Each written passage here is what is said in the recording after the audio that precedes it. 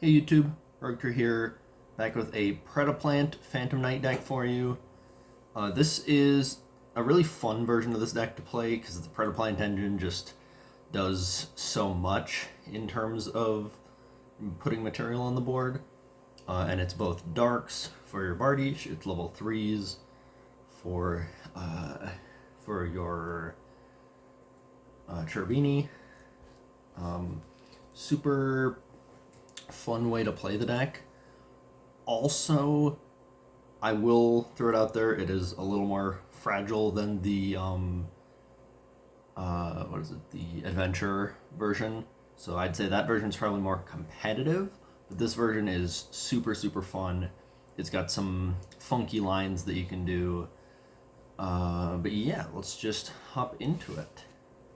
We'll start with the Predaplants here, which is granted a pretty small package, but we've got the 3 Scorpio, 2 Cobra, and 3 Lone Fires.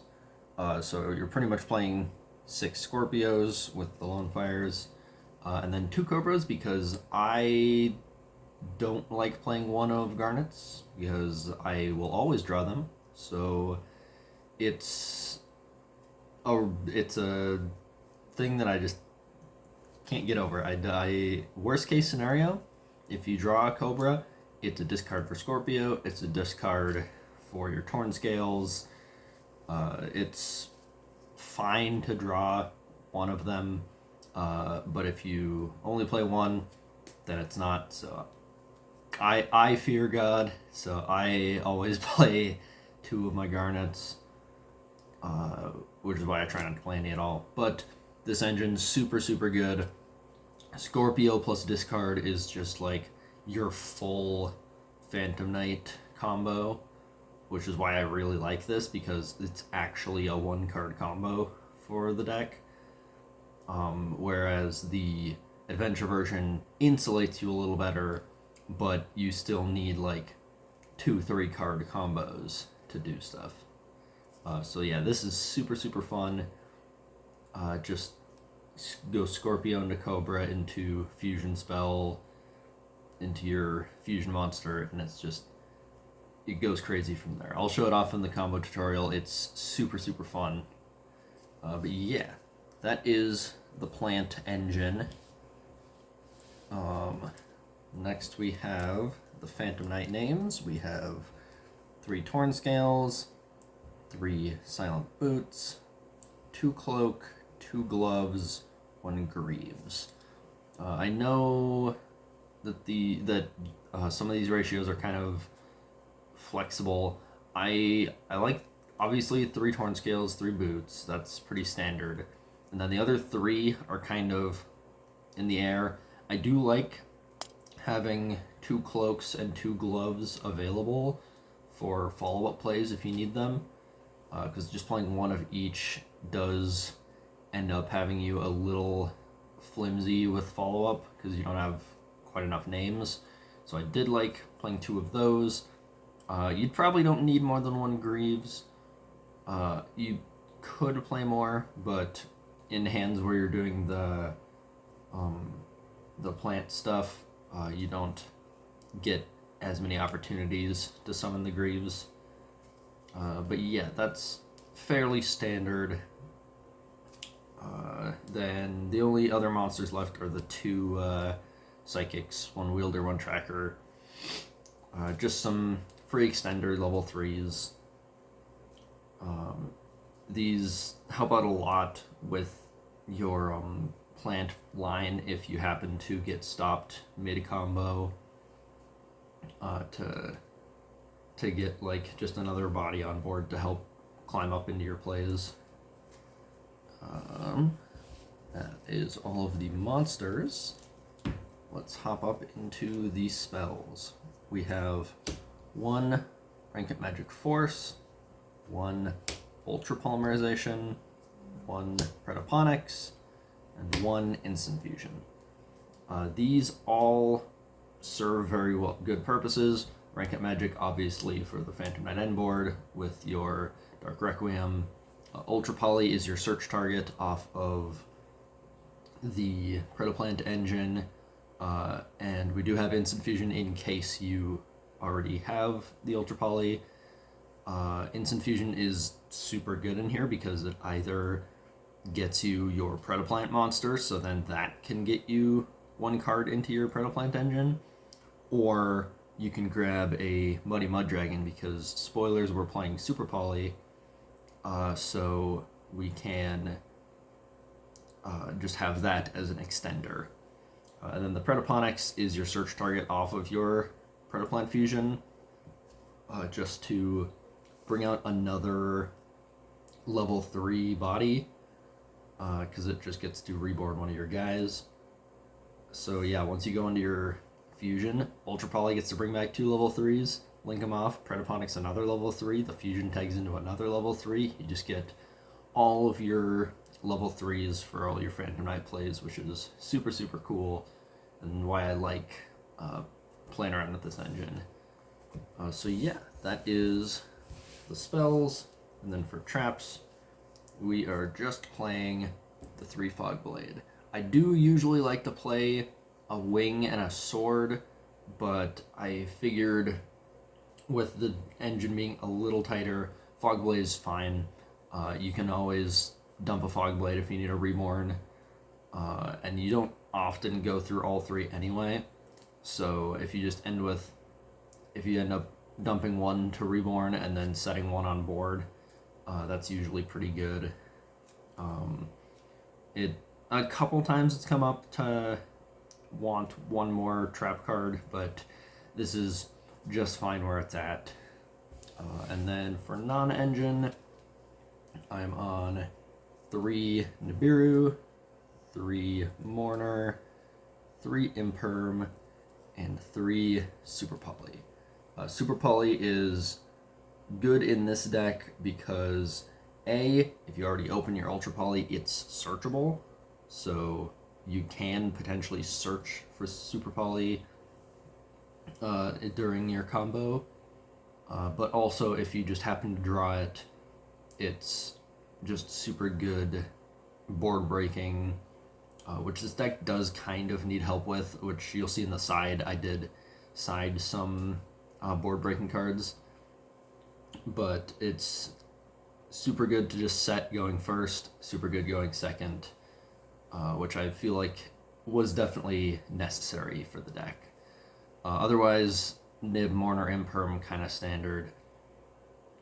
I do really like the Mourners just because in some really bad hands you can still normal Mourner special a Psychic, go into your Cherubini, which is not great, but it's an option, which is always better than not having anything.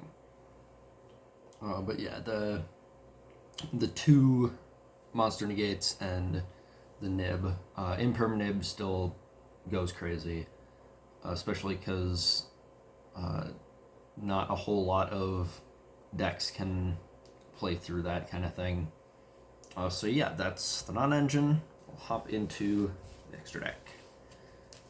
Extra deck for links, we are playing 2 Bard each, 1 Cherubini, 1 Dark, 1 IP, and an empty sleeve that represents where the SP is going. Because now that it's reprinted in Bonanza, I'm actually going to pick up an SP, because I did not want to pay like $40 for a card, which none of you Rogue players should ever feel obligated to do. A lot of the cards that I own that are on the higher end price tag wise, I have pulled in packs or I have traded for. Pretty much if a card is over like $20, I need to really, really need it for something. Otherwise, there's no way I'm buying that card. So SP, now that it's going to be affordable from Bonanza, I can just pick up like a super rare copy that will be going in here, which will be a super good addition to an end board here. So just a couple extra bodies going into IP, just so you can IP into SP and have that extra interruption will be super nice. And then the rest of this is kind of self-explanatory. 2 Bard each, because it's just insane. Foolish to set a card is just insane. Just set up a graveyard effect, grab a spell trap, Most of the time, it's your rank up you're grabbing. If you already have it, you get your Fog Blade, and you often can just foolish your Phantom Knight that can just grab you your other spell traps, so you just get both anyway. Cherubini, as always, just insane card. You go through it with your Predaplant lines, and then you just get to dump Phantom Knights, get all your graveyard effects set up. And Dark actually is nice this format because there's a few targets for it. So then you can just get another free extender from your opponent, which is super nice. And then obviously IP into SP is always good. It's never gonna not be good. So yep, that is the links. Then we've got Xyz, we've got 2 Breaksword, Rebellion, Requiem, and Zeus. Pretty small package here. You just go Breaksword, pop it with Bard each, Rebellion into Requiem. You don't really end up feeling like you need that much more Xyz power in the deck. I just have a second Breaksword for the follow-up, so you can use it to pop opponents' cards. And then Zeus for if you happen to need it. It does come up occasionally, but as long as you get to go first into your combo, it doesn't usually. But going second, it definitely can come up. And it's nice that Breaksword is at least 2k attack, so it can still beat over enough that you can survive and make Zeus. But yeah, super kind of tight Xyz package.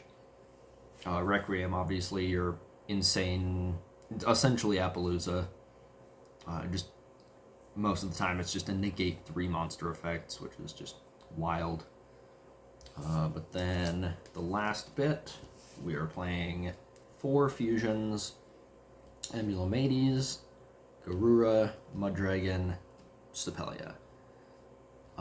Amulo is your combo guy. That's, you go with your Predaplant engine, search a Predaplant on summon, tribute itself to summon a Predaplant from deck. It just does so much for the engine, and just gets so much going on.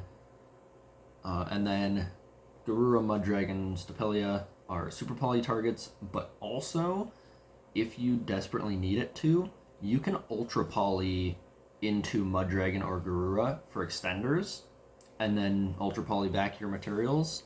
You can actually use these as extenders. So if you happen to open ultra poly, but not the Predaplant engine, you can still use it to extend into these with some of your Phantom Knight stuff, which is nice.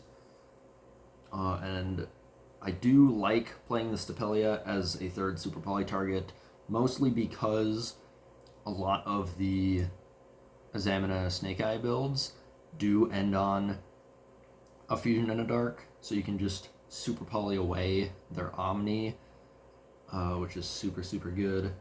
I think what the Omni Azamina is a dark, so you can just fuse away the Omni and the Desiree into Stapelia, so you get rid of 2 negates and make your own in the process, which is just insane. And that has come up for me, and it's super, super good to have Stapelia as a super poly target in this format. Plus, it deals with the Yubel boards nice, because you can just fuse away the phantoms. So yeah, super, super good. I suppose the side deck. Right now I'm on 3 Droll, 3 Bell, 2 Cosmic, 1 Harpies. These are the against certain matchup cards. Droll, obviously crazy card. Maybe could go in the main, but I don't love playing Droll in the main because some decks it just destroys. Other decks it really doesn't. So I'd rather just have it in the side. I do side it in a lot because it's obviously a very good card, but I definitely don't regret not maining it. Ghost Bell, again, graveyard stuff. A lot of decks are affected by Ghost Bell right now, so it's a good option to have. And then Back Row Hate, just in case. Not a whole lot of decks need you to side this in, but if you run up against like a lab deck, it's nice to have. And then for going second, we have 3 talents: Change of Heart, Snatch Steal, Called By. So I did want a little bit of non-engine to side in going second because the deck is not as good going into boards. So having 5 cards that can just steal opponents' monsters is super, super nice. Talents you can side in going first if you think your opponent's really going to hand trap you and you can get your use out of it. But otherwise, just having enough to push through going second is super important with the deck because, again, it's not the most resilient to hand traps all the time, so it is nice to have these to kind of help break through the boards. But yeah, that's all I've really got to say about that. Definitely try out the deck. I would not say it's the most competitive version of this deck, but it is super fun. I would so recommend you at least give it a try. It's just doing the Predaplant combos, which I'll show off next week in combo tutorial. The Predaplant combos just feel so fun.